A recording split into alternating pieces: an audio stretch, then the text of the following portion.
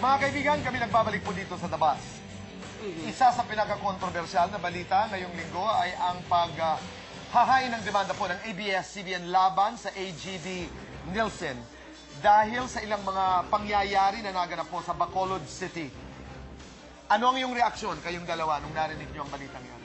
Nashock ako, kaya gusto ko malaman ngayon kung ano ang Totoo, anong kwento? kung anong kwento. Alam niyo po mga kaibigan, bilang background lamang, ang ratings po, kanina sinabi ko yan sa ating opening, ay basihan po ito ng maraming tao kung alin ang halimbawa susuportahan na programa. Maraming salamat na lamang sa ating mga kaibigan sa advertising world na hindi nagpapa-apekto at patuloy na naniniwala sa mga palabasang ABS-CBN. Ikaw? Ako naman, Boy. Maraming salamat po. Ito'y personal ko lamang na opinion. Kapag ako'y tumututok sa isang programa, ibig sabihin, ito yung sinusuportahan ko.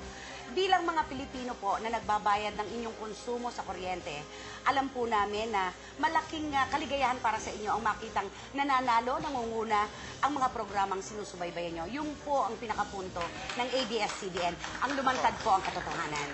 Para sa akin, Tito Boy, ang importante, pinapanood tayo at #1 tayo nationwide at sa buong mundo hanggang Somalia. Yes, at maraming salamat sa suportang walang humpay. Yes. Ako naman, nung una kong narinig po ang balita, hindi po ako magkukunwari na hindi ako naapektuhan. Oo. Dahil sabi nga ng ating mga kasamahan dito, tumatumbling na ho tayo para mapaganda ang ating mga palabas. Kami lumuluhod, umiiyak, tumatawa para lamang makuha namin ang mga kwento na mahihirap, madadali, nakakatawa, mga kontrobersyal para maibahagi po namin sa inyo, aming manonood. Sandali lamang ha, yung ratings po ay sasabihin nila hindi masyado mahalaga, pero yan po ay basehan ng maraming tao. What bothered me was, ano na lamang ang resulta noong lahat ng aming pagpapagod? Dahil kung mapapatunayan, mga kaibigan, na ito'y totoo, kung mapapatunayan na ito'y ginawa sa isang lugar, ibig sabihin ba nito ay ginawa na ito sa iba pang lugar ng Pilipinas? At bilang artista ng telebisyon, lahat ng aking pagpupunyagi, ako'y nabastos lamang. Alam mo, yun ang tanong ng aking puso.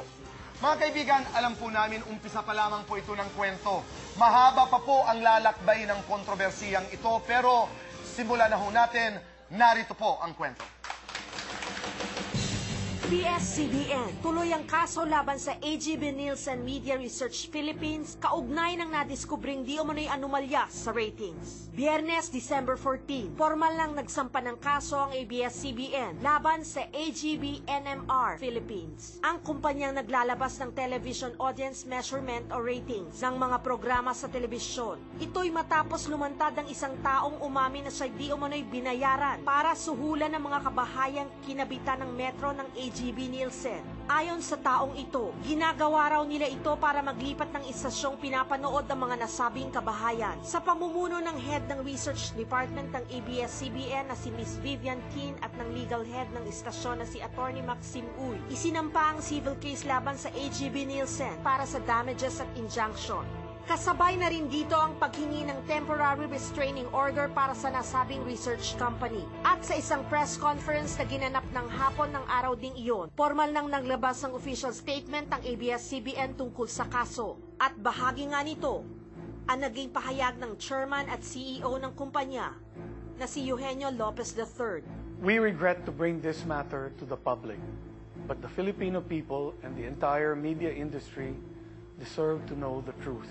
And now we are informing you, the public, because you need to know, and in the end, we answer only to you. Sa mismong website ng AGB Nielsen Media Research Philippines, makikita dito ang proseso ng pagkalap nila ng ratings mula sa iba't ibang panig ng bansa sa pamamagitan ng isang meter box na ikinakabit sa telebisyon ng mga kabahayang kabilang sa panel ng AGB. Namomonitor nila ang mga manonood at kung anong istasyon ang tinututukan ng mga ito. Bawat bahay na kinabitan ng metrong ito ay pinananatiling confidential para hindi maimpluwensyahan o mapanghimasukan ng kanilang panonood. Pero sa naging salaysay ng ng lumantad na impormante sa ABS-CBN. Detalyado nitong ibinulgar kung paano nilang napanghimasukan ang prosesong ito ng AGB Nielsen. Ayon sa kanya, umiikot daw sila sa bawat barangay sa Bacolod para matukoy ang mga kabahayang may metro ng AGB Nielsen. Gamit daw nila ang 2 motorsiklo, sinusundan nila ang asul na multicab na mga nag-i-install ng metro sa mga piling bahay dito. At sa oras daw na umalis na ang multicab ng AGB Nielsen, susundan na daw nila ito sa susunod nitong destinasyon, habang ang ilan sa kanila ay maiiwan para puntahan ang bahay na kinabitan ng metro. Dito raw ay kakausapin na nila ang mga tao sa bahay na ito para tumutok lamang sa isang istasyon, kapalit ng 500 piso at groceries buwan-buwan. Ginagawa daw nila ito para mapataas ang ratings ng isang istasyon at makakuha ng mas maraming advertisers na mag-i-invest sa mga programa nila. Idinagdag pa ng impormanting ito na noong kasama pa siya sa gumagawa ng anomalyang ito ay sinisweldohan sila ng 6,200 at binibigyan din sila ng 115 pesos para sa cellphone load allowance at 50 pesos naman para sa transportasyon. Sa eksplosibong revelasyong ito, marami ang nalungkot at nagduda sa mga nakaraang TV ratings na inilabas ng AGB Nielsen. Ang sa amin lang, kung sa Bacolod ay malayang nagagawa ang pandarayang ito, paano pa kaya sa ibang panig ng bansa, lalo na sa Metro Manila, kung saan nanggagaling di umano ang perang ipinangsusuhol sa Bacolod?